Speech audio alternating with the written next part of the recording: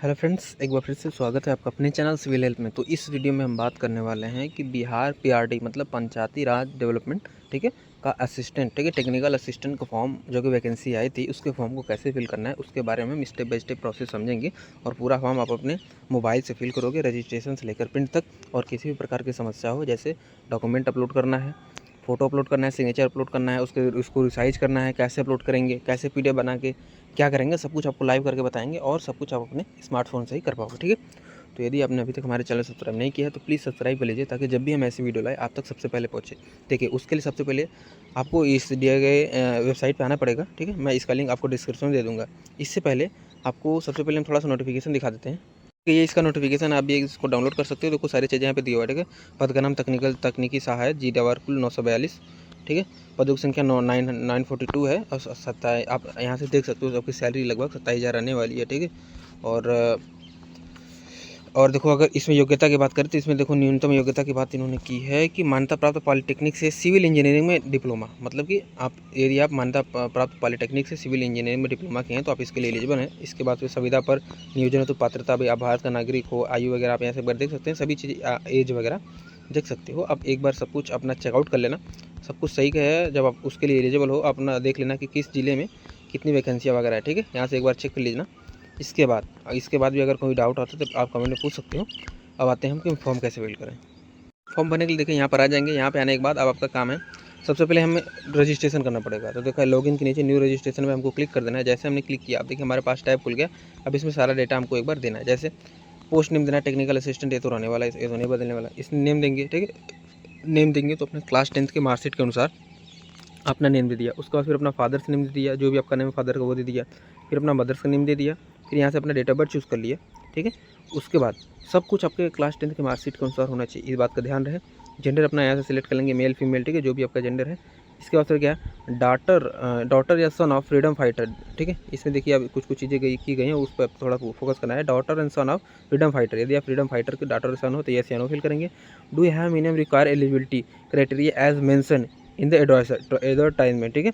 तो यदि आपके पास यदि मिनिमम एलिजिबिलिटी है तो आप यस या नो फिल करोगे, ठीक है। Are you citizen of India, yes या नो फिल करेंगे। इसका फिर क्या है, आप और फिर नीचे आओगे। इसमें देखो और चीज़ें पूछी गई हैं कि are you permanent resident origin of state of Bihar, यदि आप बिहार के परमानेंट रेसिडेंट निवासी हैं तो यस या नो फिल करेंगे। Do you belong to any reserve category, यदि आप रिजर्व कैटेगरी से बिलोंग करते हैं तो यस या नो फिल करेंगे। फिर यहाँ से देखिए आपको अपना कैटेगरी चूज़ करना है, जो भी आपकी कैटेगरी है, ठीक है। SC ST जो भी है आप अपना चूज़ करेंगे। इसके बाद फिर क्या है, are you person which benchmark disability, ठीक है। यदि आप बेंचमार्क डिसेबिलिटी के साथ है, ठीक है, PWBD का कैंडिडेट है, ये मतलब डिसेबल पर्सन है, ठीक है, तो यस या नो फिल करेंगे। इसके बाद फिर नेचर ऑफ डिसेबिलिटी वगैरह आप यहाँ से अपना पूरा दे देंगे, ठीक है। यदि आप यहाँ पे देखिए, यदि आप यहाँ से यस फिल करते हो तो अब देखो यहाँ पर आपको नेचर ऑफ डिसेबिलिटी यहाँ पे देना पड़ेगा। भाई विजुअली डिसेबल्ड हो, ठीक है, हेयरिंग डिसेबल हो, क्या हो, अपना सब कुछ देना पड़ेगा। अपना ईमेल आईडी यहाँ पर देंगे। इसके बाद अपना मोबाइल नंबर देंगे। फिर जनरेट पर क्लिक करेंगे, ठीक है। जनरेट पर क्लिक करेंगे, देखिए यहाँ पर अपना फिर जनरेट पर क्लिक करेंगे तो आपके मोबाइल नंबर पर एक OTP जाएगा, ठीक है। उस OTP को फिर आपको वेरीफाई कर लेना है। फिर आधार नंबर यहाँ पर देना है। फिर एक पासवर्ड बनाना है। पासवर्ड जैसे कैसे बनाना है, सपोज आपका नाम अमित है, ठीक है, तो क्या करोगे आप, ए कैपिटल लिख देना, ठीक है, MIT, फिर @ ले लेना, ठीक है, @ ले लेना। फिर कोई भी 2 अंक लेना, 3 अंक ले लेना। जैसे अपना डेट ऑफ बर्थ का लास्ट का 4 अंक ले लिया, सपोज आपने 2005 ले लिया, ठीक है। ऐसे करके आप एक पासवर्ड बना लेना अच्छे से, आपका फॉर्मेट यही रहेगा, ठीक है। तो ये आपको एक्सेप्टेबल होगा। इसके बाद देखो फिर आपको दिया है, आप नीचे जाओगे, इस पासवर्ड को दोबारा डाल के यहाँ पर कंफर्म करेंगे। फिर इस कैप्चा को यहाँ पर फिल करेंगे। फिर यहाँ रजिस्टर वाले ऑप्शन पे क्लिक कर देंगे। जैसे आप इस पर क्लिक करेंगे, आपके देखिए ऐसा आपको मैसेज आ जाएगा। यहाँ पर आओगे, इसके बाद देखो फिर आपका लॉगिन यहाँ से हो जाएगा, ठीक है। लॉगिन हो जाएगा। यहाँ पर आपका देखो सब कुछ दिखाएगा कि भाई अपना यूजर आईडी आपका ये है और पासवर्ड ये है और आपके ईमेल वगैरह पे देखो भेज दिया गया, ठीक है। उसके बाद फिर देखो क्लिक हियर टू कंटिन्यू पे आपको क्लिक कर देना है। अब इसके बाद देखिए जो सेक्शन बचे आपको उनको फिल करना है। जैसे देखिए आपको अब यहाँ पर ये सारे सेक्शन फिल करना है। जैसे बेसिक इन्फॉर्मेशन देखिए आपको भरा जा चुका है। आपको पर्सनल रजिस्टर डिटेल पे आपको क्लिक कर देना है। अब देखिए आपको पर्सनल डिटेल खुल जाएगा। इसमें आपको अपना सारा सब कुछ देना है। जैसे अपना अभ्यर्थी का नाम वगैरह है सब तो पहले से ही आएगा। इन सब बहुत सारी चीज़ें पहले से भरी हुई आएंगी, ठीक है। अब यहाँ तक आपको कैटेगरी वगैरह आपका भरा हुआ आएगा और नीचे आओगे। इसके बाद देखिए आप यहाँ पे आ जाओगे। यहाँ पर देखो आपको एक चीज़ दिखेगा मोबाइल नंबर वगैरह तो पहले से भरा हुआ आएगा। अपना स्टेट यहाँ से चूज़ कर लेना है, फिर अपना कॉरस्पॉन्डेंस एड्रेस सबको दे देना है, मतलब आपका जो आपका प्रेजेंट एड्रेस है उसको यहाँ पर पूरा कामा लगा के जैसे अपने विलेज से स्टार्ट करना है, ठीक है। फिर अपना ब्लॉक दे देना है, उसके बाद फिर अपना आप पोस्ट दे सकते हो, फिर कॉमा लगा के अपना थाना दे दिया, फिर कॉमा लगा के अपना डिस्ट्रिक्ट दे दिया, फिर कॉमा लगा के अपना स्टेट दे दिया, फिर कॉमा लगा के अपना पिन कोड लिख दिया, ठीक है। इतना कर दिया, यहाँ पर आपका पूरा एड्रेस हो जाएगा। ये आपका कॉरस्पॉन्डेंस एड्रेस यानी प्रेजेंट एड्रेस है। यदि आपका परमानेंट एड्रेस यदि प्रेजेंट एड्रेस के सेम है तो ये यहाँ पर सेम एज वाले पे क्लिक करो तो ऊपर वाला नीचे ऑटो में भरा हुआ आ जाएगा, ठीक है। इसके बाद यदि आप इधर आओ, ठीक है। इसे अप्लाई फॉर डिस्ट्रिक्ट, आप किस डिस्ट्रिक्ट के लिए अप्लाई करना चाहते हो तो यस यहाँ पर फिल करोगे। फिर अपना ईमेल आईडी आपका रहेगा ही, अपना पैन कार्ड नंबर देना है, फ़ोन विथ एसटीडी कोड, देखो यहाँ पर स्टार लगा हुआ है, ठीक है। वो तो पता नहीं है, यदि है तो कुछ लिख दो, नहीं तो सीधे अगर खाली छोड़ दोगे तो फॉर्म सबमिट ही नहीं होगा। आप NILL नील भी लिख सकते हो, ठीक है। उसके बाद फिर क्या है, डिस्ट्रिक्ट यहाँ पर दे देना है, फिर अपना पिन कोड दे देना है, ठीक है। हाँ, डिस्ट्रिक्ट देना है, पिन कोड देना है। इसके बाद आप और नीचे आओ, फिर अपना सब कुछ देने के बाद इसके बाद देखिए आपसे पूछा गया है क्या आप बिहार राज्य के अधीन सरकारी पॉलिटेक्निक संस्थाओं में असैनिक डिप्लोमाधारी हैं। यदि आप हैं तो यस या नो फिल करेंगे, ठीक है। उसके बाद फिर देखो आपका एग्जाम का डिटेल देना है। जैसे आप मैट्रिक का यहाँ पे डिटेल दोगे, आपके कौन कौन से सब्जेक्ट है, जैसे हिंदी था, कॉमा इंग्लिश था, फिर कॉमा ऐसे करके अपना सब कुछ अपना यहाँ पे दे देंगे। सेशन किस सेशन में आप थे, ठीक है, 2022-23 में थे, किस में थे आप, यहाँ पर पूरा सेशन देंगे। आप किस ईयर पास हो तो उसको देंगे, बोर्ड या यूनिवर्सिटी का नाम देंगे, मार्क्स या CGPA देंगे, आपके कितने मार्क्स प्राप्त हुए, CGPA वगैरह यहाँ पर पूरा देंगे यहाँ पर। फिर इसमें अपना टोटल मार्क्स देंगे, फिर परसेंटेज यहाँ पर अपना देंगे, ठीक है। यदि आप CGPA हैं तो CGPA को आप परसेंटेज में कन्वर्ट करके यहाँ पर लिखेंगे, ठीक है।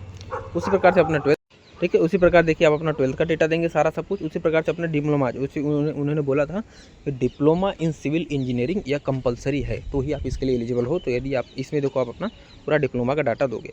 इसके बाद क्या, उम्मीदवार का एक शारीरिक पहचान चिन्ह, मतलब कि बॉडी चिन्ह आइडेंटिफिकेशन चिन्ह चाहिए। जैसे आपके शरीर पर कोई भी निशान है, जैसे तिल का निशान है, जैसे आपके दाहिने गाल पर एक तिल का निशान है तो मोल मार्क ऑन राइट चीक, ठीक है। ऐसे प्रकार से अगर कहीं कट का निशान है, कहीं जले हुए का निशान है, कुछ भी प्रकार का अगर आपके बॉडी पे कहीं भी आपका निशान है तो कम से कम आपको एक देना है, ठीक है। अगर आपको कहीं भी कुछ भी नहीं है तो आप सीधे नो मार्क पे नो MARK भी लिख दोगे तो भी चलेगा, ठीक है। यहाँ पर टिक कर दोगे। इसके बाद फिर देखो सेव एंड कंटिन्यू पे क्लिक करोगे।